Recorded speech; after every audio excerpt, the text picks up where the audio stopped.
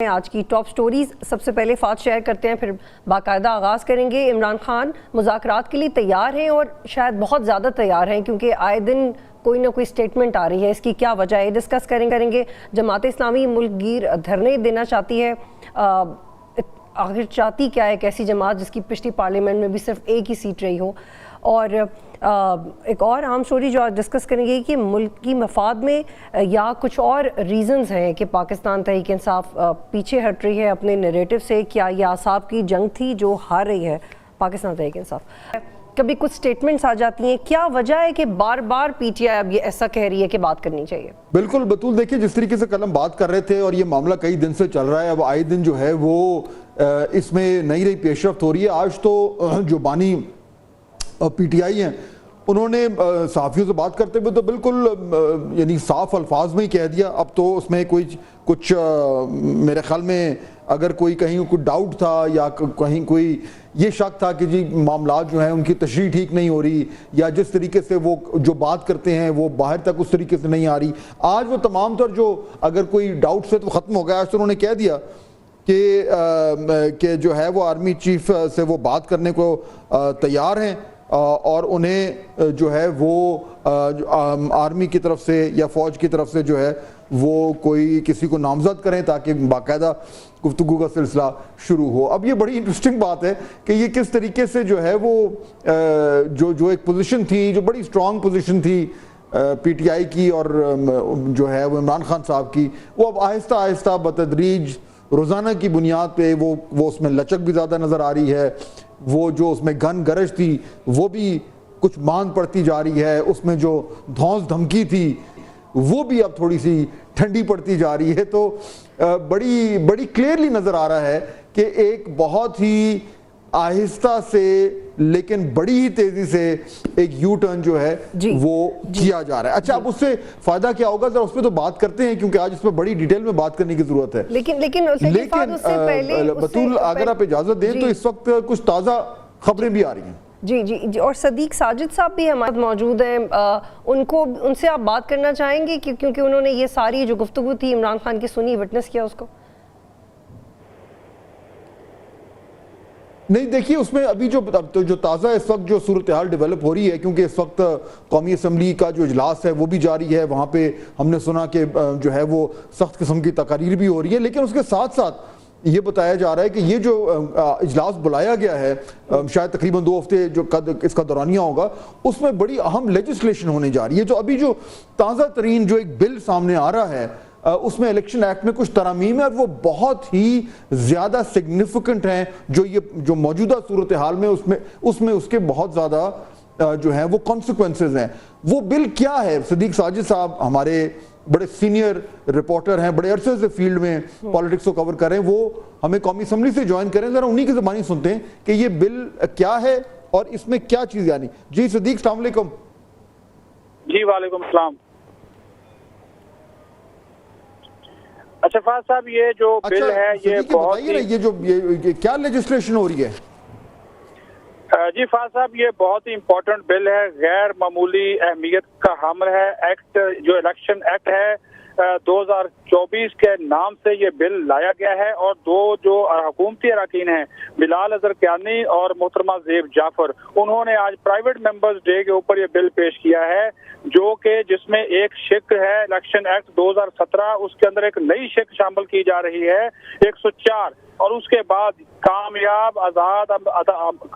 آزاد امیدوار کی جانب سے سیاسی جماعت میں شمولیت کی رضامندی ناقابل تنسیخ ہوگی۔ اس کا مطلب یہ ہے، جو اس کی وضاحت کی گئی ہے، کہ اگر کوئی آزاد رکن 3 دن کی مخصوص مدت جو 3 دن ہوتے ہیں اس کے اندر اپنی فہرست یا جمع نہیں کرتا یا وہ کسی جماعت میں شمولیت اختیار نہیں کرتا، تو پھر اس کے بعد اگر وہ کسی اور سیاسی جماعت میں شامل ہونے کی کوشش کرے گا تو وہ اس کو ناقابل تنسیخ سمجھا جائے گا، یعنی کہ اس کو وہ فیصلہ نہیں مانا جائے گا۔ اور اس میں ایک فاصل اور جو شق ہے وہ شامل کر دی گئی، اور اس میں یہ کہا گیا کہ عدالت عظمیٰ، عدالت عالیہ پاکستان کے کسی فیصلے، فرمان یا حکم نامہ میں کسی امر کے باوجود کامیاب آزاد امیدوار آرٹیکل 51 کی شق 6 یا آرٹیکل 106 کی شق 3 کے اعتراض کے لیے सियासी जमात में शामिल होने के लिए एक दफा दी गई रजामंदी नाकाबिल तनसीख होगी। इसका मतलब है फराज साहब कि अदालत उज़्मा या किसी अदालत की जानब से या कोई और फरमान भी अगर आ जाए,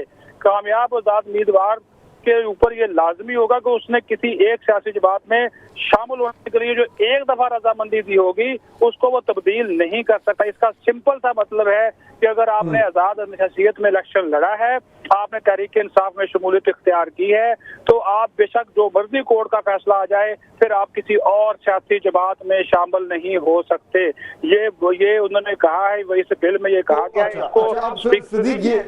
बिल्कुल, ये बड़ा इंपॉर्टेंट अब ये टेक्स्ट है जिसका आप जिक्र कर रहे हैं। अब जरा इसको थोड़ा सा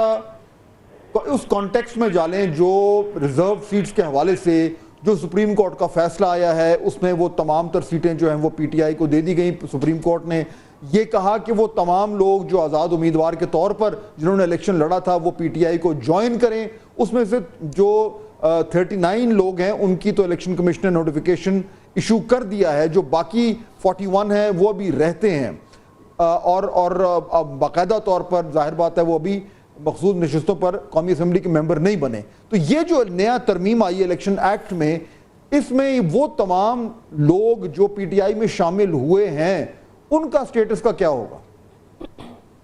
साहब ये बहुत ही इम्पोर्टेंट सवाल है और अब आपने ये बात जो कर दी है, जिन 41 का अब स्टेटस है वो किसी सियासी जमात में शामिल नहीं हुए और उन्हीं 41 के बारे में इलेक्शन कमीशन ने सुप्रीम कोर्ट से राय मांगी है, उनकी रहनुमाई मांगी है। अगर ये बिल पास हो जाता है तो फिर यही होगा कि ये फिर इन 41 आज़ाद अराकीन की जो हैसियत है वो आज़ाद ही रहेगी, क्योंकि जो दी गई मुद्दत थी 3 दिन की, उसमें इन लोगों ने किसी सियासी जमात में शमूलियत इख्तियार नहीं की, क्योंकि इसमें जो इसके बिल के अगराज़ व मकासद है वो भी आपके सवाल का जवाब देते हैं, क्योंकि उसमें ये वाज़ेह कहा गया है कि कामयाब आज़ाद उम्मीदवार या उम्मीदवारान का उनके नामों की इशाअत कामयाब जब हो जाएंगे नोटिफिकेशन, उसके 3 दिन के अंदर किसी सियासी जमात में शामिल हो सकते हैं। और उन्होंने कहा कि अपनी रजामंदी से किसी सियासी जमात में बाज़ाब्ता तौर पर शामिल होने के हक की सराहत भी करते हैं। और अगर उन्होंने ये भी कहा कि अगर वो इसके बाद किसी जगह पे जाते हैं तो हक इस्तेमाल करते हैं, यानी कि कोई आज़ाद उम्मीदवार या उम्मीदवारान दस्तूर और कानून में सराहत करदा इस जो नया बिल आ रहा है उसके मुताबिक अगर मखसूस मुद्दत के बाद किसी भी सियासी जमात में शामिल होने का अपना हक इस्तेमाल नहीं कर सकेंगे। तो ये फराज साहब ये 41 मेंबरान के हवाले से अब वो जो इनकी हैसियत है, अगर ये बिल पास हो जाता है तो बादियो नज़र में नज़र यही आता है कि उनकी हैसियत फिर वो आज़ाद ही होगी और वो 39 जो तहरीक इंसाफ में शामिल हो गए। बाकी जो 41 हैं वो चूंकि किसी सियासी जमात में शामिल नहीं हुए और वो 3 दिन का मुद्दत गुजर गई। और इसमें जिस तरह मैंने ऊपर आपको बताया, इसमें ये चीज वाजे कर दी गई कि कोई भी अदालती फैसला भी इस चीज को पाबंद नहीं कर सकेगा कि उनके ऊपर जो 3 दिन की पाबंदी है वो उसको वो खत्म कर सके। बहुत शुक्रिया सदीक साहब जी, बहुत शुक्रिया आपका, आपने हमें अपडेट किया। बतूल ये बड़ा ही अहम डेवलपमेंट हुई है और इससे देखें जो डायरेक्ट इम्पैक्ट हमें नज़र आ रहा है कि जो पाकिस्तान तहरीक इंसाफ की ये जो मखसूस नशिस्तों का जो सुप्रीम कोर्ट का फैसला था उसकी रोशनी में जितनी उनको ये रिजर्व सीट्स मिलनी थी, अब अगर ये बिल इस तरीके से पास हो जाता है और अप्लाई हो जाता है तो फिर कम से कम जो कोशिश की जा रही है इस अमेंडमेंट के तहत, इस तरमीम के तहत, वो यही है कि फिर जो मखसूस नशिस्तें जो पीटीआई को मिलनी हैं उनकी तादाद कम हो जाएगी। तो ये उस क्लियरली एक पॉलिटिकल ऑब्जेक्टिव के लिए ये तरमीम हुई है और इससे बतूल कम अज़ कम मुझे तो ये लग रहा है कि अब ये जो इसको अगर हम कहें कि लेजिस्लेटिव वॉर्स ये शुरू हो गई हैं और अब पीटीआई या सुप्रीम कोर्ट या जुडिशरी की तरफ से जो हुकूमत समझती है कि पीटीआई को रिलीफ मिल रही है उसके तोड़ में, उसके जवाब में अब ये इस तरह की कानून साजी हो रही है जिससे वो स्पेस उनको या वो रिलीफ या वो एडवांटेज उनको कुछ हद तक काउंटर किया जाए। जी तो फाज साहब और मैं इसमें एक नुक्ता ऐड करना चाह रही जो है वो एक रस्साकशी शुरू हो गई है। मेरी कुछ कानूनी माहिरीन से बात हुई थी इसी को मजीद समझने के लिए, तो उनका ये कहना था कि एक नई डिबेट अनफोल्ड होगी आने वाले दिनों में कि इसका इतलाक क्या है, क्योंकि कोर्ट का वर्डिक्ट तो आ चुका है मखसूस नशिस्तों